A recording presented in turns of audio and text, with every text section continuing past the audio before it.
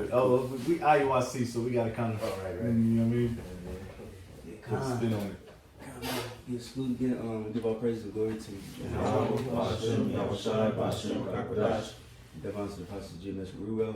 Shout out to the faithful man that's always continue doing the work of the Lord. All right, so we're going to continue. You know what I'm saying? We got the brothers in Cleveland from down here. You know what I'm saying? So, come on. So we just going to get right back into it. We were just going over 1 Kings 4 and just going into how King Solomon set up his government and stuff like that. So, Lord willing, we can go back to that. 1 Kings 4 verses 7. It reads, Solomon had in the A and P. It says Solomon had 12 deputies over all Israel, who secured provisions for the king and his household. Each man had to provide for a month in the year. Mm-hmm. These were their names: Ben-Hur. Right, and we can skip that because it goes just to their names. But we can skip down to verse 20. It's 1 Kings 4 verses 20. Stay in A and P. Mm-hmm. A and P reads, the people of Judah and Israel were as numerous as the sand that is in abundance by the sea. They were eating and drinking and rejoicing. Mm-hmm. Now Solomon reigned over all the kingdoms from the Euphrates River to the land of the Philistines and to the border of Egypt. They brought tribute money and served Solomon all the days of his life. Right, because like we mentioned, because King David, he was fighting on the wars and put all these different heathen in subjection. You know what I'm saying? So now King Solomon's rule is going to be peaceful. You know what I'm saying? And prospering and more focus on building, trade, things like that, and wisdom. You know, but you got it. Kind of precepts, man. Mm-hmm.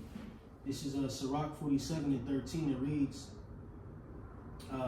it says Solomon reigned in a peaceable time and was honored, for the Most High made all quiet round about him, that he might build an house in his name and prepare his sanctuary forever. Furthering the point, you say Solomon reigned in a peaceable time, due to the reign and conquering of his beloved father David. Mm-hmm. All right. And see, that's what's coming back.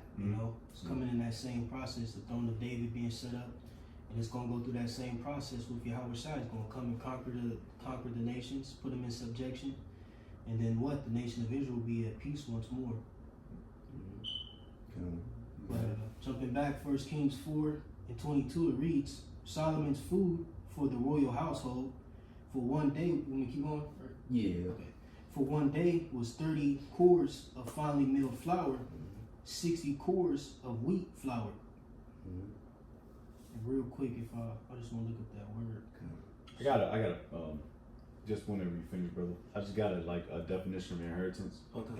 All right. I'll just throw that there real quick. It's a Google search, quick search. It says inheritance refers to receiving assets, money, property, traits from a predecessor. All right, legally through a will, or we can go crazy with that. That's all Edomite shit. But just long story short, King David he gave his son King Solomon an inheritance. All right, which they had that peaceable time for the age of 40 years, and it was a beautiful time. But we all knew because you had prophets there on the scene. And it was like, yo, shit gonna pop off quick.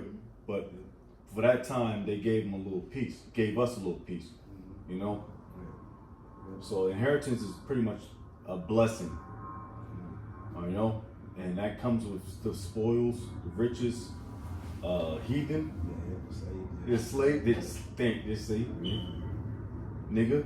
It's like, I don't want no nigga, please. I like my eggs sunny side up, so to speak. Come on, man. The core, it's a measurement. It says usually dry, so it's a dry measurement. In some cases, it says a dry or liquid measure equal to 10 Fs or ephus or baths. Jake wanna look that up. On your own time, it doesn't matter. But a dry measure containing 6.25 bushels, a liquid measure of 58 gallons. Just to give you an idea how much he was receiving. you know, according to the measurements of the ancient times. And the Strong's says properly a deep round vessel. It says a core or measurement for things dry. You know, that's pretty much it. So they, you know, they had certain, I want to say dishes or, you know, vessels with different measurements, you know, that will have to be filled and sent to the king.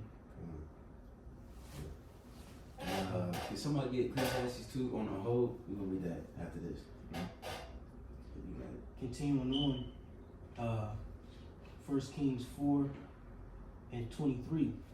It says 10 fat oxen, 20 pastured oxen, 100 sheep, not counting fallow deer, gazelles, roe, bucks, and fattened fowl. And real quick, you know, and all of this is true riches, like land, animals, you know, like the wheat and all that things like that. These are all true riches.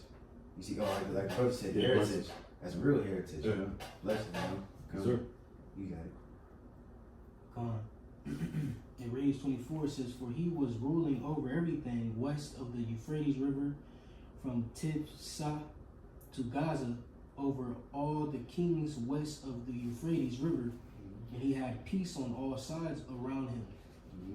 Judah and Israel lived in security, every man under his vine and fig tree, in peace and prosperity, from Dan in the north to Beersheba in the south, during all the days of Solomon. Yeah.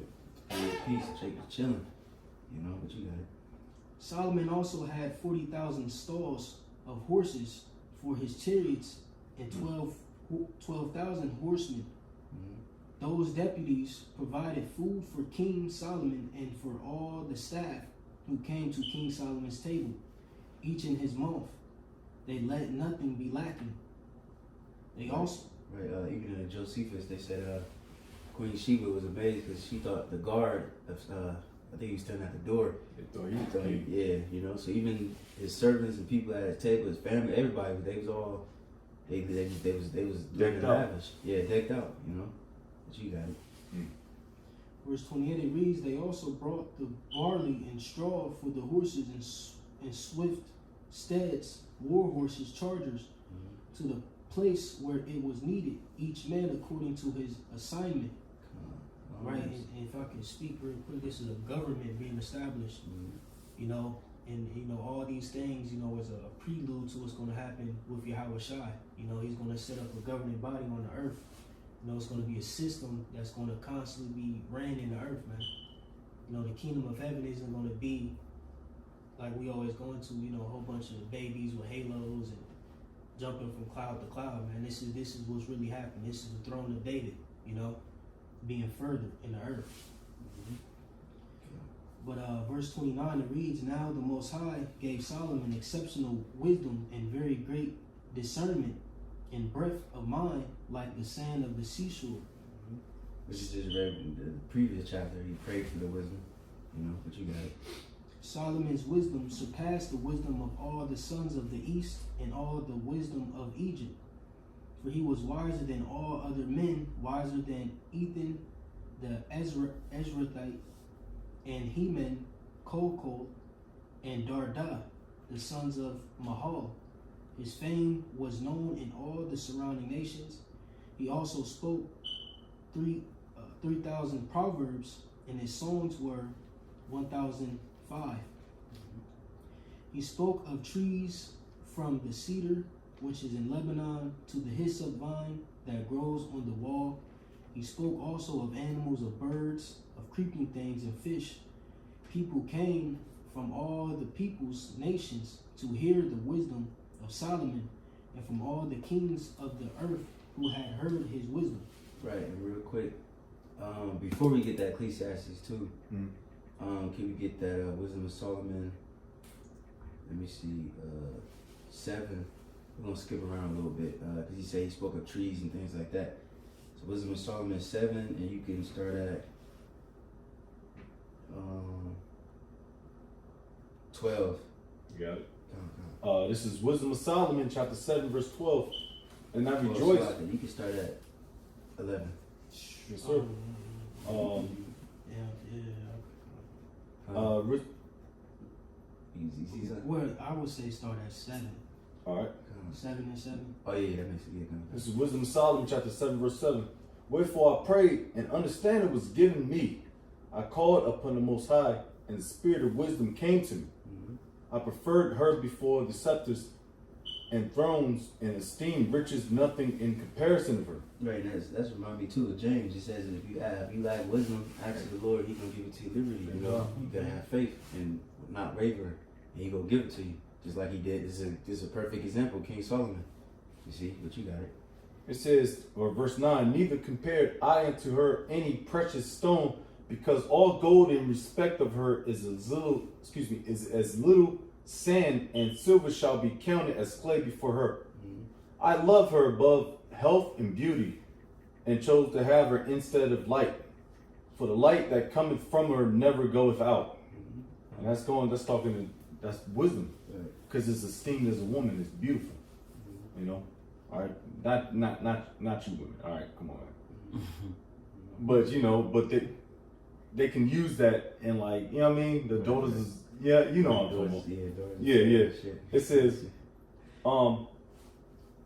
verse 11, all good things together came to me with her, and innumerable riches in her hands. Which we see that then there's other scriptures going into the gold and silver, all things like that. I'm looking at it right now. Proverbs. You got it? Yep.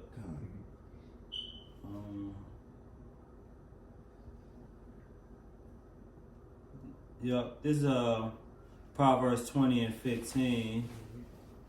It says, there is gold in a multitude of rubies, but the lips of knowledge are a precious jewel.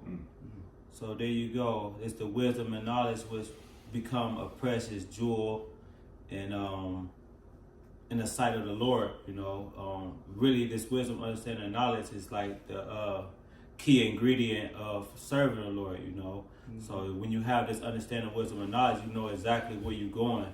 You're not led in darkness. You got a clear light at the end of the tunnel, because everything here in America is darkness, man, as it says in Job, man. A land of darkness, full of confusion. But when you enter into the Lord, when He come and sup with you, when He break bread with you with this understanding, wisdom, and knowledge through the men of the Lord, you ultimately going to see where you're going. It say for wisdom and knowledge, it's just the stability of that time and strength of salvation, man. I appreciate it. This is Proverbs 8 and 10. It says, receive my instruction and not silver, and knowledge rather than choice gold. For wisdom is better than rubies, and all the things that may be desired are not to be compared to it. It's further than the point. This wisdom, knowledge, understanding is the true riches. This is what makes you rich. Not, what I'm saying, the gold BBSs and, what I'm saying, the Mercedes and all that. This is what makes you truly rich. Like the brother was just alluding to the end times. This is what's going to carry us through those end times. What the scriptures say, riches profit not in the day of wrath. Going into those carnal riches. The true riches begin with the wisdom, knowledge, and understanding from the scriptures. And when you think about those precious jewels and metals of gold and silver, you have to search for it. You have to go find it. That's simultaneously like with this truth. When you hear it, don't let it fall on deaf ears. You really go seek it. You really go look up the history and see if it aligns with what we're saying. And once you see that it's all true, then that's the Spirit dealing with you. That's when Yahweh Shema Shai is really supping with you. When it coincides, sure. Yeah, like you said, you got the elder made mention of pretty much like you said, acts of the Yahweh, He shall give you liberty. You know what I'm saying? But like Yahweh says, it says, seek and ye shall find. Knock, and He will open unto you. So you got like you said, when you finding diamonds and all that, you gotta go mine. It's called legwork. Yeah, you gotta pick. You know what I'm saying? Dust. Right. Make sure you gotta put in that work. Right. And then you will receive those jewels. That you're looking for. Yeah, but like in California, like when like the Northern Tribe, they had like a lot of gold. They call it the gold rush and shit. Mhm. And they have to like take it out the water, whatever. Take out the impurities. Then you get the gold. So it's like it's a whole process. Even like us, you know, we gotta what they call it, eat the meat, spit out the bones. You know what I mean? And then we gonna go, all right, this is the true wisdom, and this is bullshit. You know? Right. Yeah. Well, that's what's happening now. People are purifying themselves through the actual truth because you got a lot of camps. It's like they eating the bone, which that's the spirit because we talked about that earlier off camera. That's funny. I'm sorry. No. No, it was just like because you can't just say for face value. All right, man, he looked like a man in the Lord because he's wearing beautiful gold and purple. That's their perception, but it like nigga, no, please. It's about the spirit, man. The spirit ain't carnal. Yeah, that's what they want you to believe, and that's all Esau too. You know. But, Was you reading something? I was still holding. You had priest. I'm still holding on. Wisdom of Solomon 7. Oh yeah, let's go back to that. Yeah. This is Wisdom of Solomon chapter 7 verse 12. And I rejoiced in them all because wisdom goeth before them, and I knew not that she was the mother of them. I learned diligently and do communicate her liberally, excuse me. I do not hide her riches. Right, and real quick, you can skip down to 17. Verse 17.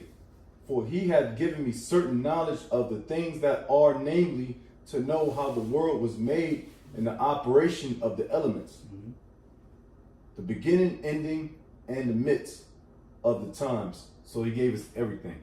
All right. Yeah. The Old Testament, the Apocrypha, and the New Testament. Yeah. All right. The beginning, ending, and midst of the times, the alterations of the turning of the sun and the change of seasons, the circuits of years and the positions of stars. Good Lord. The natures of living creatures, and the furies of wild beasts, the violence of winds and the reasonings of men. Right, the reasonings of men. Because you read Ecclesiastes, Proverbs, stuff like that. You see, he knew the understanding and the reasonings of men. He knew wisdom, knowledge, discretion. Things like that. You know what I'm saying? And of course, in the kingdom, when we get those new bodies and the new understanding, not new understanding, it's like the understanding, the complete understanding, I should say. We're gonna fully understand. We're gonna fully understand animals and trees and all that. You know what I mean? Because through the spirit, Lord willing, we help create the earth and things like that. You see what you got here? Yes, sir. It says, verse 20: the natures of living creatures and the furies of wild beasts, the violence of winds and the reasonings of men, the diversities of plants and the virtues of roots. Right, that's why Jake going into herbs and different fruits and vegetables and stuff like that for health, Tinctures. Right, you got it. Verse 21: and all such things as are either secret or manifest, them I know. For wisdom We would... can stop there. But then we can go there with Ecclesiastes 2 and 1. God, this Ecclesiastes chapter 2, verse 1. Because going back to where it's going to all his riches and he got everything and monthly or yearly? What did you say? Monthly. Just going into that real quick. Slack it. What you got? It say, I said in my heart, go to now, I will prove thee with mirth. Therefore enjoy pleasures, and behold, this also is vanity. I said of laughter, it is mad, and of mirth, what doeth it? I sought in my heart to give myself unto wine, yet acquainted my heart with wisdom, and to lay hold on folly, till I might see that what was that good for the sons of men, which they should do under the heaven all the days of their life. Right, so he enjoyed himself, but he said, acquainted my heart with wisdom. So he didn't just flourish like a nigga, you know how niggas do. Like niggas get rich and then they just spend all their money, buy mama a house, and then they go broke, whatever. But he was doing all that with wisdom, and this is what he found out. But you got it. It say, I made me great works. I built me houses. I planted me vineyards.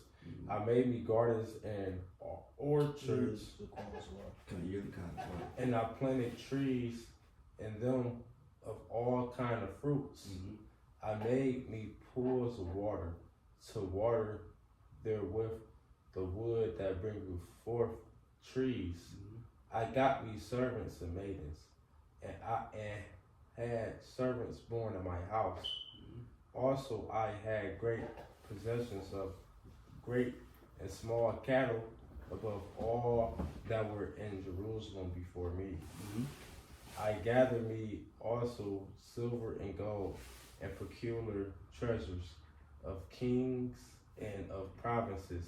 I got me men singers and women singers and the lights of the sons of men as musical instruments and that of all sorts. Right.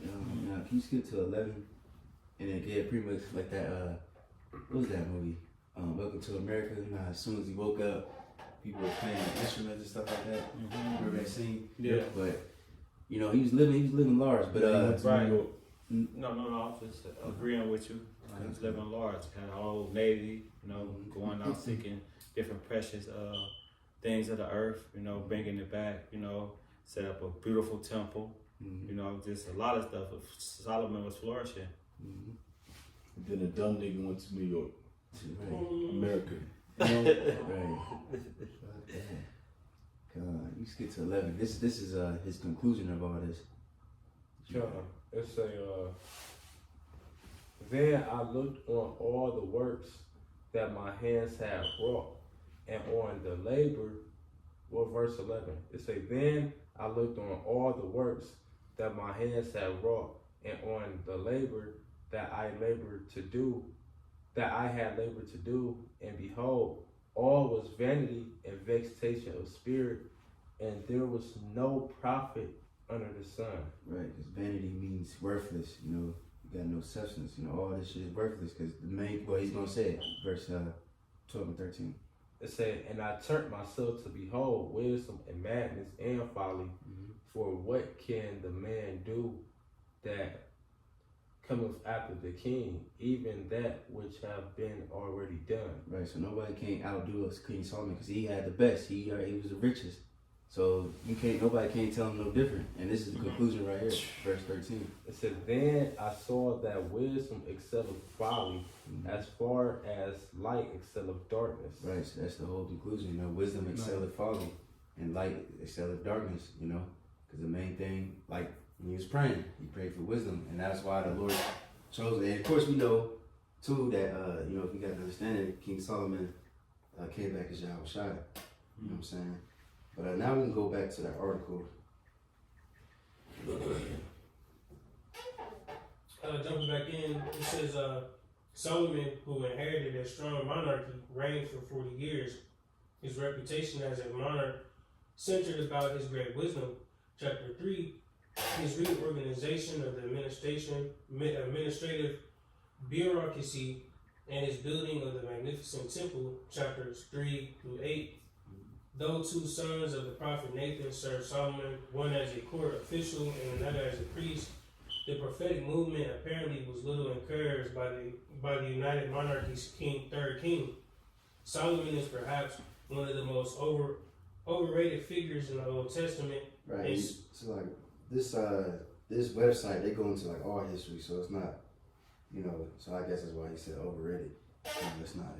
He ain't really biased to the Bible. What you got? It says, in spite of his achievements in wisdom, construction, and commerce, he is recorded as having 1,000 wives and concubines, some of them merely guarantees of commercial treaties, to be sure, and as building a fleet of ships for a nearly landlocked Israel.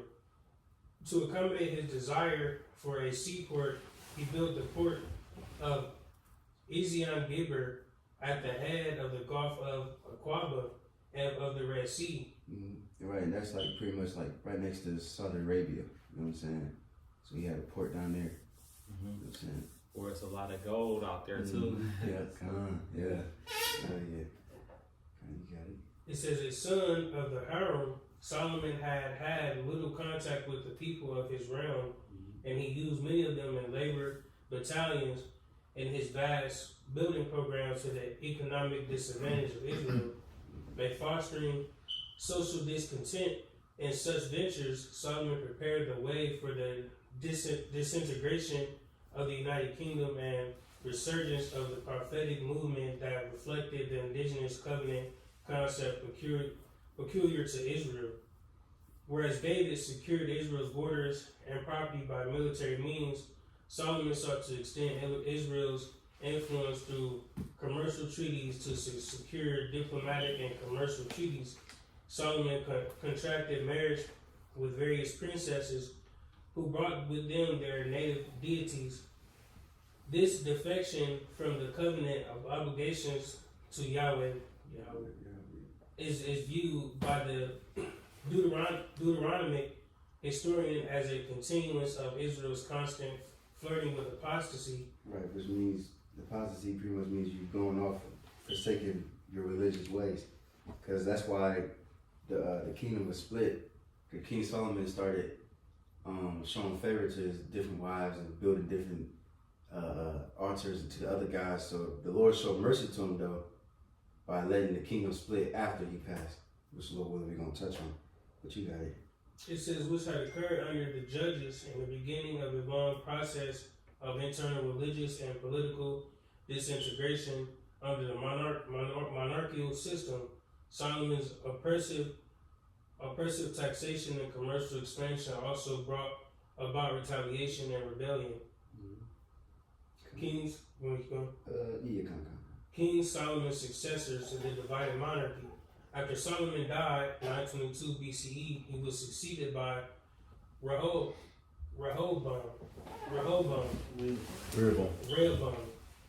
who proved to be unfit for the task of reigning. Prior to Solomon's death, Jeroboam the Ephraimite, a young overseer of the forced labor battalions of the house of Joseph in the north, had encountered Ahijah, a prophet from the old shrine of the Confederacy at Shiloh. So like real quick, let's go into that other article. They summarize it better. So like let me see. The blue letter one. The study of First Kings by David Gusick. Come on. And then for this one, we're gonna skip around too on that one because it's a lot of information. But you can start. You can just read that first scripture right there, the first 1 through 5. First Kings. Mm-hmm. You want me to read the actual precept? Yeah. First Kings 12, verse 1. It says, "And Rehoboam went to Shechem, for all Israel were come to Shechem to make him king.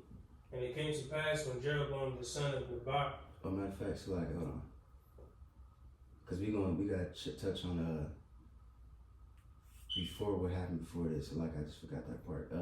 Let's do First King 11, and then can somebody read First King 11 and 26. Got it. This is 1 Kings chapter 11, verse 26. And Jeroboam, the son of Nebat, an Ephrathite of Zereda, King Solomon's servant, whose mother name was Zeruiah, a widow woman, even he lifted up his hand against the king. And this was the cause that he lifted up his hand against the king, King Solomon, built Milo, and repaired the breaches of the city of King David his father. And the man Jeroboam was a mighty man of valor, and King Solomon, seeing the young man that he was industrious, he made him ruler over all the charge of the house of Joseph. And it came to pass at that time that when Jeroboam went out of Jerusalem, that prophet Ahijah the Shilonite found him in the way, and he had clad himself with a new garment, and they two were alone in the field. And Ahijah caught the new garment that was on him and rent it in 12 pieces. Right, because we did that POD a little while ago. The Lord do a lot of demonstrations in the scriptures, like what was it, Ezekiel telling him to wrap his face and don't mourn his wife's death. That's gonna represent what's gonna happen to Israel. What's another example? Hosea. Hosea. I said Hosea. Yeah, Hosea. Mm-hmm. About having the harlot Yeah. for a wife. You know, and this is another example. You know, he split his garments just to show the split that's about to happen to Israel. Jeremiah. Yep, Jeremiah. Come on, you got it. Verse 32.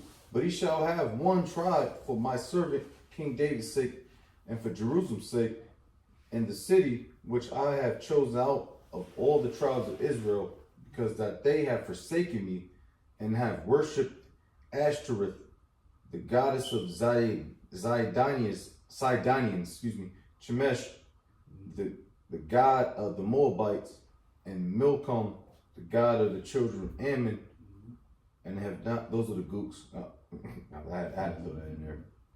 And have not walked in my ways to do that which is right in mine eyes, and to keep my statutes and my judgments, as did King David his father. Mm-hmm. You got it. Howbeit, verse 34, howbeit, I would not take the whole kingdom out of his hand, but I would make him prince of the days of his life for King David my servant's sake, whom I chose because he kept my commandments and my statutes. Right, because King David, you know, he really didn't win. I mean, he went off as far as adultery, but he never really had all Israel tripping and worshiping other gods. You know what I'm saying? So the Lord have mercy upon King David and establish his kingdom forever. You see, but you got it. Verse 35. It says, but I will take the kingdom out of his son's hand, and I will give it unto thee, even 10 tribes. Right, and you got something. No. Come on, and then we could probably let me see. Matter of fact, let's skip down to verse 40, because you know the 10 tribe. That's where you get Israel. Then you got the rest, Judah. You know that's why Split. the southern tribe is known as Judah, and the northern tribe is known as Joseph Israel. You know what I'm saying? But you got it. 1 Kings 11 and 40. King Solomon sought therefore to kill Jeroboam, and Jeroboam rose and fled into Egypt unto Shishak, king of Egypt, and was in Egypt until the death of King Solomon. Mm-hmm. Now, so that's just to show what happened before Rehoboam. You know what I'm saying? So now, Lord willing, we can get into that now.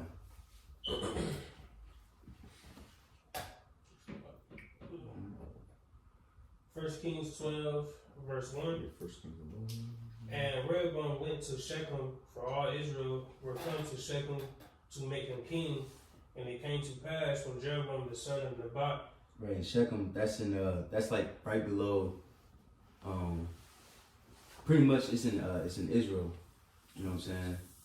Matter of fact, I got a picture. 1 Kings 11. Oh, never mind. But Jake can look on the other time, on the own time. But you got it. It says, who was yet in Egypt heard of it, for he was fled from the presence of King Solomon, and Jeroboam dwelt in Egypt. That they sent and called him, and Jeroboam and all the congregation of Israel came and spake to Rehoboam, saying, thy father made our yoke grievous. Now therefore make thou the grievous service of thy father, and his heavy yoke which he put upon us lighter, and we will serve thee. And he said unto them, depart yet for 3 days, then come again to me. And the people departed. And then pretty much, can you skip down to the 5th one? You know what I'm saying? Because pretty much I'm going to summarize it just for the sake of time. You know what I mean? You know, Jake, the northern tribe, at the bottom, there you go. The northern tribe, they was pretty much complaining about the heavy taxes. And then the men that served under King Solomon, he told them, Rehoboam to pretty much lighten the taxes, and then, you know, they're going to serve you. And he listened to the younger, his friends, and then he said, he pretty much was talking shit, and he said, I'm going to increase it. So then that's what happens. That's what caused the split. Because spiritually, what caused the split was King Solomon. He went off and worshiping having the other guys' idols. But then, literally, the split happened because of this situation. So now we can skip to the 5th one. Who was reading from that last article? Was it the article or that was the scripture he was reading? Just now? Yeah. Yeah, it was. We just reading 1 Kings 12. All right. You want to get that 1 Kings 12:16? Yeah. 1 Kings 12, verse 16, it says, So when all Israel saw that the king hearkened not unto them, the people answered the king, saying, What portion have we in David? Neither have we inheritance in the son of Jesse. To your tents, O Israel. Now see to thine own house, David. So Israel departed unto their tents. But as for the children of Israel, which dwelt in the cities of Judah, Rehoboam reigned over them. Then King Rehoboam sent Adonam, who was over the tribute, and all Israel stoned him with stones that he died. Therefore King Rehoboam made speed to get him up to his chariot to flee to Jerusalem. So Israel rebelled against the house of David unto this day. Come on. And now can you go to 6?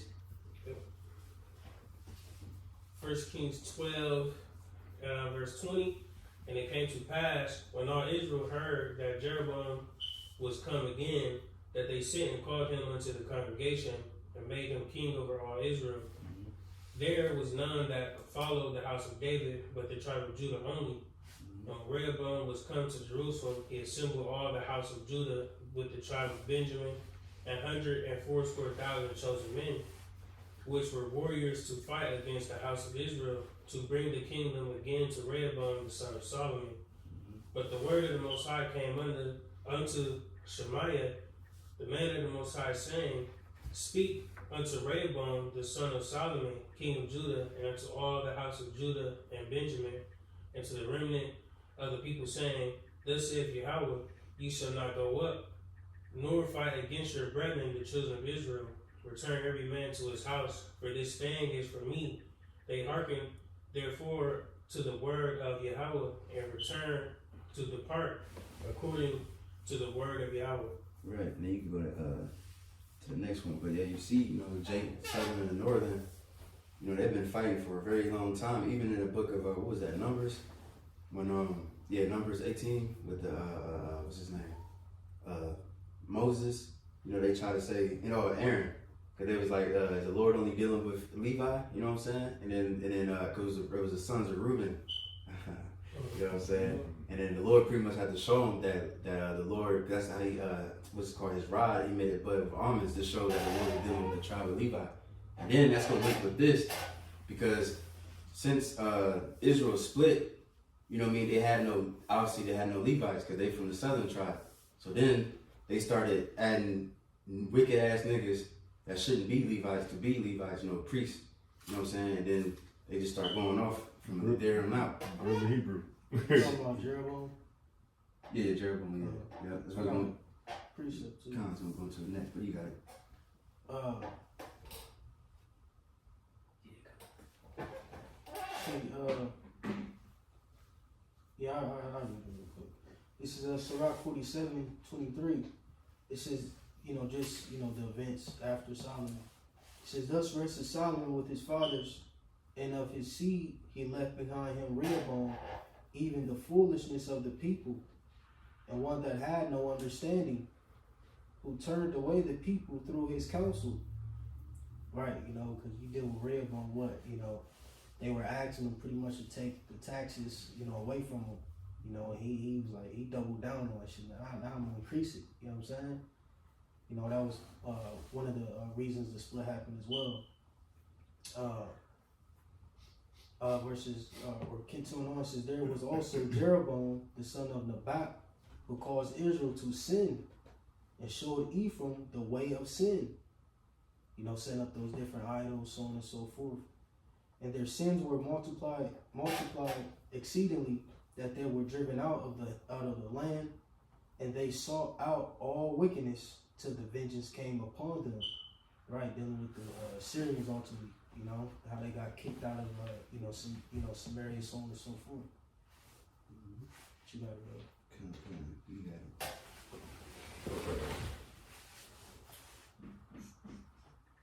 it. 1 Kings 12 and verse 25. It says, And Jeroboam said in his heart, Now shall the kingdom return to the house of David. You want me to keep reading down on this? Yeah, keep going. It says, if this people go up to do sacrifice in the house of Yahweh at Jerusalem, then shall the heart of this people turn again unto their Lord, even unto Rehoboam king of Judah, and they shall kill me, and go again to Rehoboam king of Judah. Whereupon the king took counsel and made 2 calves of gold, and said unto them, It is too much for you to go up to Jerusalem. Behold, thy gods, O Israel, which brought thee up out of the land of Egypt. And he set the one in Bethel, and the other put he in Dan. Right. And I sent that picture just to show you those 2 cities. You know what I mean? Because you know you got to return to Jerusalem 3 times to observe the high holy days. Mm-hmm. You know what I'm saying? So he feared that, like, okay, if Israel go down there, then they're gonna probably start, you know, messing with the southern tribe again. So he decided to make 2 different altars in 2 different places, Dan in the north, and what was it, Bethel in the south. So Jacob, the southern northern kingdom can just go there. You know what I'm saying? And there's the map right there.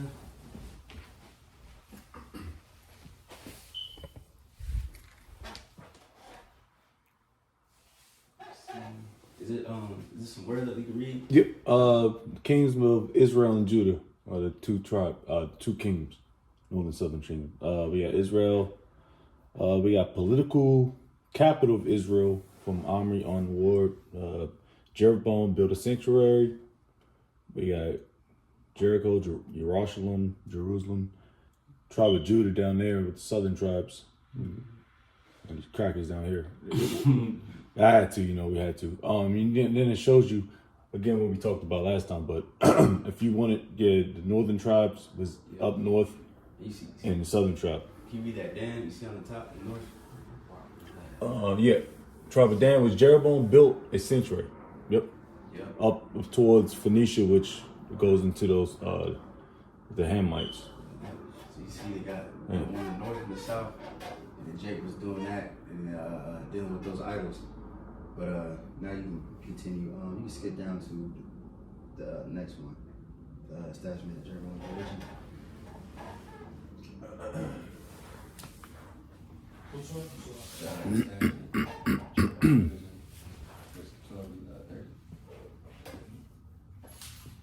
And that'll be the last one for that one.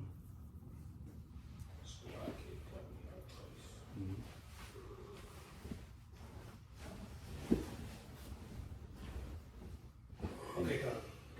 1 Kings 12 and verse 30, it says, And this thing became a sin, for the people went to worship before the one, even unto Dan. And he made an house of high places, and made priests of the lowest of the people, which were not of the sons of Levi.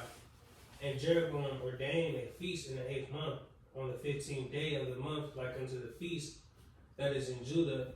And he offered upon the altar, so did he in Bethel, sacrificing unto the calves that he had made, and he placed in Bethel the priests of the high places which he had made. So he offered upon the altar which he had made in Bethel the 15th day of the 8th month, even in the month which he had devised of his own heart, and ordained feasts unto the children of Israel, and he offered upon the altar and burnt incense. Right, and because Khan, so he even made himself a priest, you know what I mean? Then, like I said, if you go into it, you pretty much making other people that obviously wasn't supposed to be priests, you know what I'm saying? So he was going clean off, but we can just end it, because then we can go into the other kings in the next class, but we can just end it, get to the conclusion in 1 Kings 14, and then you can go to 27. I get it. Or 1 Kings 14. If you start at 29. It's 1 Kings 14 and verse 29, and it reads, Now the rest of the acts of Rehoboam and all that he did, are they not written in the book of the Chronicles of the Kings of Judah? And there was war between Rehoboam and Jeroboam all their days. Right, that's some curses, you know what I'm saying? Southern and northern brothers, y'all supposed to be brothers, but they was fighting this whole time. And it's gonna keep continuing on. You see, but you got it. It's saying Rehoboam slept with his fathers and was buried with his fathers in the city of David. And his mother name was Naamah, and Ammonitis, and Abijam, his son, reigned in his stead. Right. We can stop there. You got some information? Yes, sir. This is a great act. Alright. It's the kings of Israel and Judah, and it just goes into the the evil kings and the good kings from both sides. Simultaneously, when you go to it, when you click, you can click on each of these kings' names, and it gives you, summarization history, so like if I wanted to see, who came after Jeroboam, you had Nadab, it just get brief summary scriptures on them, you know what I'm saying? So since we going into, the kings after this pretty much, I recommend this site, What's the site again?